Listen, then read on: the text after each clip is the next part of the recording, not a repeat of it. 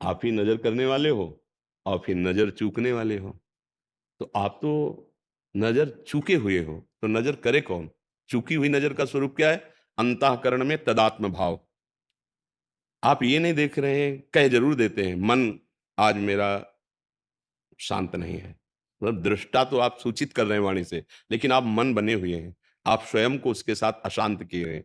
आज मेरी इच्छा है ये खाऊं, ये देखूं, ये सुनूं, ये आपका विषय नहीं, ये उन इंद्रियों का विषय जिनके साथ मन मिल गया है, पर आप उस समय तदात्म है, तो आप नजर कैसे रखेंगे? नजर तो दृष्टा पुरुष रखता है, जो दृष्टा भाव को प्राप्त, दृष्टा ही तो नजर रखेगा। और हम तो दृश्य बने हुए हैं, जो हमारा अंतःकरण मांगता है वही। अब क्या करें? हमें इससे अलगाव चाहिए, तो इसके दो उपाय हैं। एक हरिभजन सत्संग, जैसे पंछी आकाश की यात्रा में दो पंखों का प्रयोग करता है, ऐसे ही परमार्थ की यात्रा साधन को हरिभजन है, कै सत्संग सहाय। प्रधान साधना नाम जप, और इसमें रुचि, क्या करना चाहिए क्या नहीं करना चाहिए, इस दृष्टि को प्राप्त करने के लिए शास्त्र स्वाध्याय सत्संग। अगर सत्संग नहीं है, हरिभजन नहीं है, तो आप स्वयं फिसले हुए, फिर जांचेगा कौन? जांचता तो वो है जो दृष्टा भाव को प्राप्त हो रहा है। हम तो दृश्य में आसक्त हो रहे हैं, हम इंद्री बने हुए हैं, हम मन बने हुए हैं, हम देह बने हुए हैं।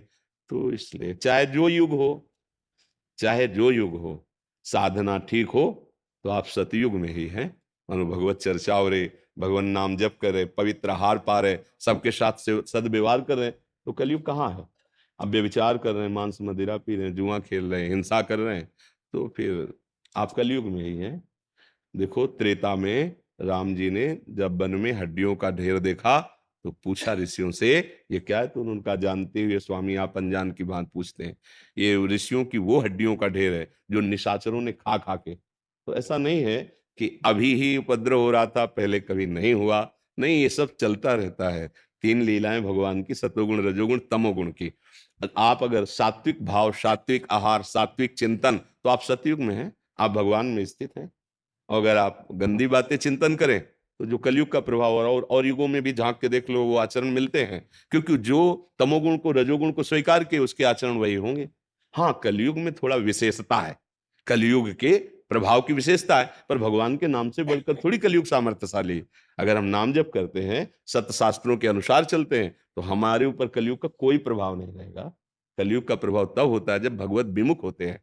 जो कलयुग के प्रभाव को रखा गया है, मदिरा पीना, परिस्त्री गमन करना, स्वर्ण चोरी अर्थात चोरी करना, हिंसा, मारकाट, मांसा आदि खाना, नहीं, और द्वित कीड़ा, छल कपट जुआ आदि। अगर ये आचरण नहीं है, तो आपके ऊपर कलयुग का प्रभाव नहीं पड़ेगा। ये आचरण है, तो आप कोई भी हो, प्रभाव उसका पड़ेगा। कलयुग जो है वो ऐसे अटैक नहीं करता, जब आप उसके स्थान दोगे तभी वो आएगा। नहीं तो नाम जप करो, भगवत आराधना, क्या कलयुग है, क्या कलयुग है?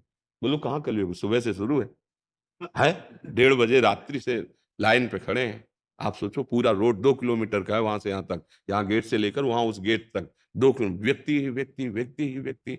क्या है? आपके अंदर भाव आया है। तो कलयुग, अगर कलयुग आपके ऊपर होता, तो आप वो कहीं और खड़े होते, यहाँ नहीं खड़े होते। यहाँ खड़े हैं मतलब कलयुग नहीं है। आप देखो, राधा राधा राधा राधा ऐसे चिल्ला रहे हैं, और घंटों से पहले खड़े हैं। मतलब अगर हम 2-2:30 बजे निकलते तो वो पहले से खड़े हैं। अगर वो जो श्रृंगार करते हैं रोड में, वो उसको देखो तो ऐसा लगता है 2-3 घंटे पहले किया होगा। पत्रावली सब ऐसे रचना, सब चौक पूरना। ये कलयुग है, भला एक कलयुग है। अगर कलयुग होता है, तो हमें धक्का मार करके निकल जाते। नहीं, वो तो ऐसे फूल बरसा रहे हैं। और आप शराब खाने में देखो जाके, जहां मदिरा वाले, वहां कलयुग आपको दिखाई देगा। जहां व्यभिचार होता है वहां कलयुग दिखाए, जहां जुआ हो रहा है वहां कलयुग होगा, जहां हिंसा चोर वहां कलयुग होगा। देखो, हर युग का प्रभाव अभी है। अब आप किस युग को धारण करते हो, बस बात ये है। आप अच्छे आचरण करो, नाम जप करो, अच्छे से चलो, तो आप देखो जो सतयुग का प्रभाव आपको दिखाई देगा। और जो भगवान के समय, त्रेता में, सतयुग में, द्वापर में, भगवान के अवतार के समय भी वो जो भगवत भाव के नहीं थे, तो उनमें वही सब था जो कलयुग में वही सब था। मार काट, बेविचार, गंदे आचरण, भगवान के आगे किसी की नहीं चलती। हम नाम जप करें, भगवत आश्रित रहे।